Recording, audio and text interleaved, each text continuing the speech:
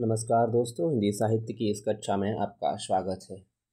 मैं संजय आपका स्वागत करता हूं। आज हम बात करेंगे मध्य प्रदेश सहायक प्राध्यापक परीक्षा के पाठ्यक्रम में 10वीं इकाई में रमेशचंद्र शाह की जो डायरी अकेला मेला लगी हुई है उसके बारे में आज हम चर्चा करेंगे।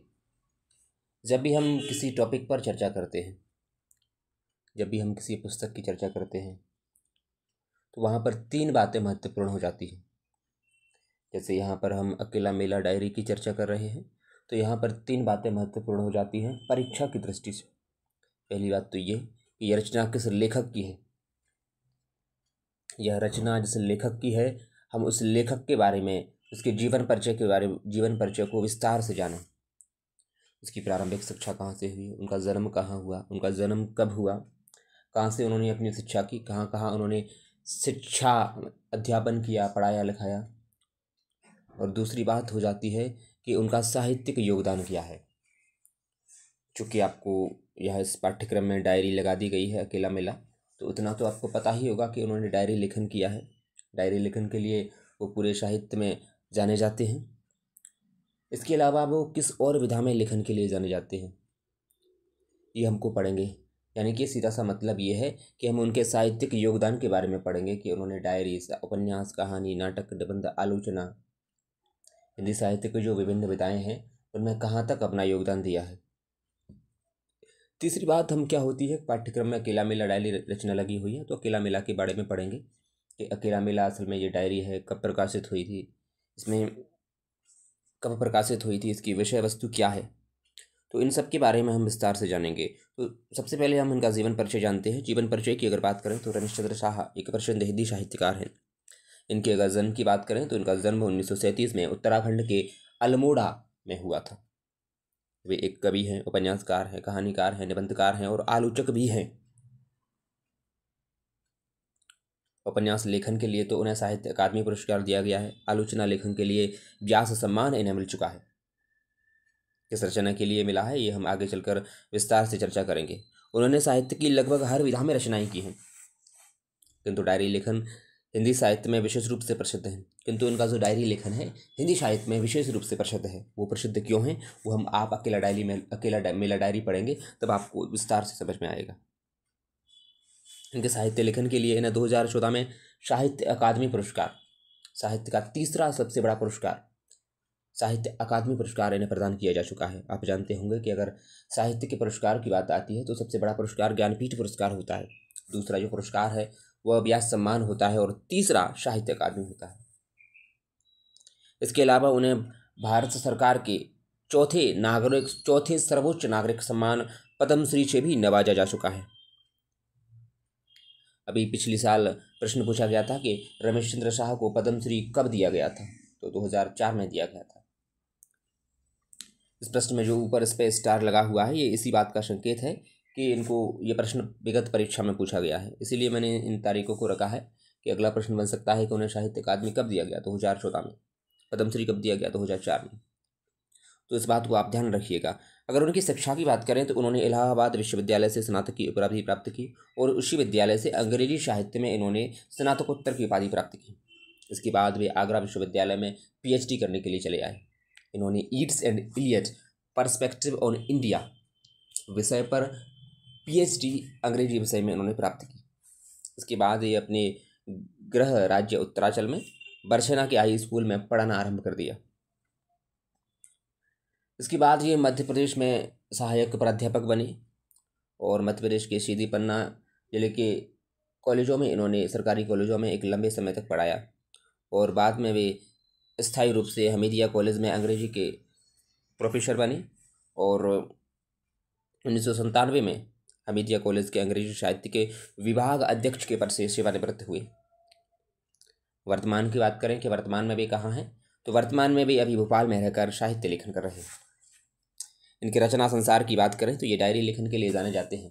इन्होंने कुल 5 डायरियाँ लिखी हैं। अकेला मेला, इसी खिड़की से, आज और अभी, जंगल जूही और कठिन समय में, जो 5वीं डायरी है इसमें लिखी नहीं, आप लिख लीजिएगा। 5 डायरी इन्होंने लिखी है। अकेला मेला, इसी खिड़की से, आज और अभी, जंगल जूही। इन सब का प्रकाशन वर्ष भी आपको ध्यान में रखना है। जो कि अकेला मेला का प्रकाशन 2009 में हुआ है, तो ये तो पूछे जाने की प्रबल संभावना है ही। क्योंकि डायरी लेखन आपके पाठ्यक्रम में लगा हुआ है, तो डायरी भी, उनकी जितनी भी डायरी लिखी हुई हैं उन सब के प्रकाशन के बारे में आप जानें, और बेहतर होगा कि आप थोड़ा सा उनकी विषय वस्तु के बारे में जानें, तो और भी बेहतर होगा। इनकी क्या विषय वस्तु है, अकेला मेला के अलावा जो बाकी डायरियाँ हैं इनमें क्या लिखा गया है, ये हम जब अकेला मेला डायरी के बारे में विस्तार से चर्चा करेंगे तब आपको बताएंगे। अगर इनके उपन्यासों की बात करें तो इन्होंने कुल 14 उपन्यास लिखे हैं। गोबर गणेश इनका पहला उपन्यास है। किस्सा गुलाम, पूर्वापर, आखिरी दिन, पुनर्वास, आप कहीं नहीं रहते, विभूति बाबू, विनायक, सफ़ेद पर्दे पर आत्मनायक, असबाब ए वीरानी, कथा सनातन और कमबख्त इस मोड़ पर। गोबर गणेश इनका पहला उपन्यास है, और जो विनायक उपन्यास है यह गोबर गणेश का दूसरा भाग माना जाता है। 2011 में विनायक प्रकाशित हुआ था। सबसे महत्वपूर्ण बात यह है कि जो विनायक उपन्यास है इसी के लिए इन्हें 2014 में साहित्य अकादमी पुरस्कार दिया गया था। अगर इनके कहानी संग्रहों की बात करें तो 7 इनके कहानी संग्रह अब तक प्रकाशित हुए हैं। जंगल में आग, मोहल्ले का रावण, मानपत्र, थिएटर, गेटकीपर और प्रतिनिधि कहानियों का, जिसमें इनकी महत्वपूर्ण जो प्रतिनिधि कहानियां हैं उनको प्रकाशित किया गया है। निबंध लेखन की बात करें तो निबंध लेखन में भी इनकी विशेष ख्याति है। मैंने सबसे बताया कि सबसे ज़्यादा ख्याति इनकी डायरी लेखन में है। दूसरे नंबर पर अगर बात करें तो उपन्यास लेखन में ये विशेष रूप से जाने जाते हैं। तीसरा, निबंध लेखन में इनकी सबसे महत्वपूर्ण जो लेखन शैली है वो निखर कर सामने आई है। रचना के बदले, शैतान के बहाने, आड़ू का पेड़, शब्द निरंतर, भूलने के विरुद्ध, पढ़ते पढ़ते, स्वाधीन इस देश में, स्वधर्म और कालगति तथा देहरी की बात। आलोचना की अगर इनकी बात करें तो आलोचना में भी इन्होंने बहुत बेहतरीन आलोचनाएं लिखी हैं। छायावाद की प्रासंगिकता, समानांतर, वागर्थ, अज्ञेय, वागर्थ का वैभव, अज्ञेय, कवि कर्म, आलोचना का पक्ष। यहाँ पर ध्यान देने बात योग्य है कि जो आलोचना का पक्ष, इस आलोचना संकलन के लिए इन्हें व्यास सम्मान मिल चुका है। तो इस बात से आप अनुमान लगा सकते हैं कि आलोचना लेखन में भी इनकी विशेष ख्याति है। इसके अलावा उन्होंने कुछ नाटक भी लिखने का प्रयास किया है। हालांकि उनमें जो कुछ ज़्यादा प्रसिद्धि नहीं मिल पाई, लेकिन परीक्षा में इस तरह के प्रश्न पूछे जाते हैं कि कौन किसका नाटक है, कौन किसकी रचना है, तो इसलिए ये महत्वपूर्ण हो जाता है। महाराजा खुसरो और मटिया बुर्ज के 2 महत्वपूर्ण नाटक हैं।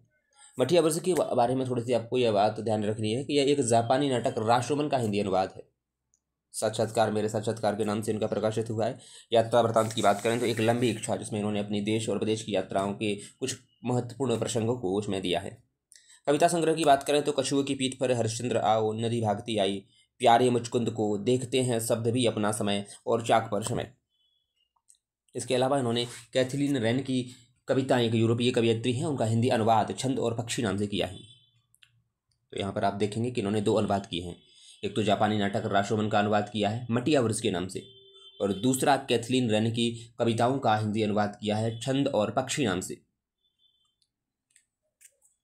तो एक बार अभी हमने क्या पढ़ा है इसके बारे में थोड़ा सा संक्षेप में जान लेते हैं। अभी हम बात कर रहे थे कि साहित्य लेखन में ये किसके लिए विशेष रूप से जाने जाते हैं। सबसे ज़्यादा डायरी लेखन की बात आती है। दूसरे नंबर पर ये उपन्यास लेखन के लिए जाने जाते हैं। तीसरा, निबंध लेखन के लिए। चौथा, आलोचना लेखन के लिए इसके अलावा जाने जाते हैं। इसके अलावा फिर कहानी, नाटक, साक्षात्कार, इनमें उन्होंने कुछ एक 2 रचनाएं लिखी हैं। लेकिन मूलतः यह डायरी लेखन के लिए जाने जाते हैं, उपन्यास लेखन के लिए जाने जाते हैं, निबंध लेखन के लिए और आलोचना लेखन के लिए। 4 क्षेत्रों में इन्होंने विशेष ख्याति उपलब्ध प्राप्त की है। और इसके बाद 2014 में इन्हें विनायक के लिए साहित्य अकादमी पुरस्कार दिया गया है। 2004 में पद्मश्री दिया गया है। इनकी अकेला मेला डायरी की बात करें तो मुझे लगता है थोड़ा सा वीडियो बड़ा हो गया है, तो अकेला मेला डायरी के बारे में हम अगले वीडियो में बात करेंगे। इसमें हमने अकेला रमेशचंद्र शाही के जीवन परिचय के बारे में विस्तार से जाना। तो चलिए, नमस्कार, शुभ रात्रि। अगला वीडियो आपको कल मिलेगा। धन्यवाद।